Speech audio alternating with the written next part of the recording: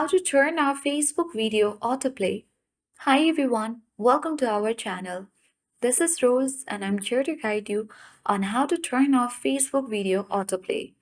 Watch the video till the end, and without further ado, let's dive right into the video. First, we'll launch Facebook app on your device.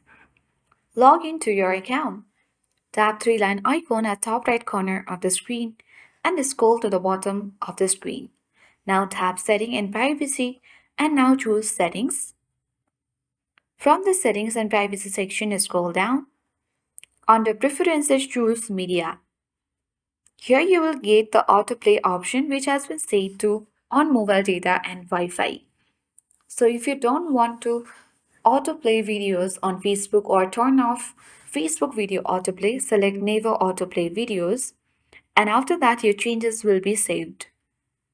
If you wish videos to start with sound, you can toggle the button on and start the videos with sound, or else leave as it is and turn off Facebook video autoplay in this way.